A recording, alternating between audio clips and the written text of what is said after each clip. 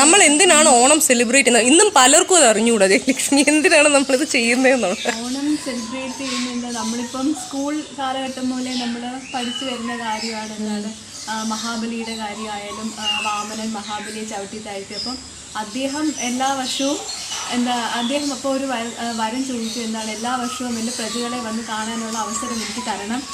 അപ്പം അങ്ങനെയാണ് വാമനൻ അദ്ദേഹത്തിന് വരം കൊടുക്കുകയും എല്ലാ വർഷവും അദ്ദേഹം തൻ്റെ പ്രജകളെ കാണാൻ വരികയും ചെയ്യുന്നത്. അപ്പോൾ ആ ഒരു ഓർമ്മയ്ക്ക് വേണ്ടിയിട്ടാണ് നമ്മൾ എല്ലാ വർഷവും ഓണം ആഘോഷിക്കുന്നത്. എക്സാക്ട്ലി. പക്ഷെ ഇന്നത്തെ ജനറേഷൻ ഇത് അറിയത്ത് പോലുമില്ല. അവര് പറയുന്നത് എന്തോ സദ്യ ഉണ്ടാക്കാനുള്ളതാണ്, ഊഞ്ഞാലാടാനുള്ളതാണ്. ഈ സദ്യയും ഓണക്കൂടി അതൊക്കെ അതിന്റെ ഒരു ഭാഗമാണെന്നേ ഉള്ളൂ. നമ്മൾ ചെയ്യുന്ന കാര്യങ്ങളാണ് അതിന്റെ ഭാഗമായിട്ട്.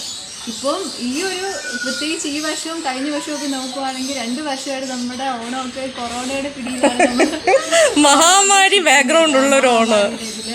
എന്താ സാമൂഹ്യ അകലവും അതുപോലെ മാസ്കും സാനിറ്റൈസറും ഒക്കെ ഉപയോഗിച്ചിട്ടാണ് നമ്മൾ ഓണം ആഘോഷിക്കുന്നത്.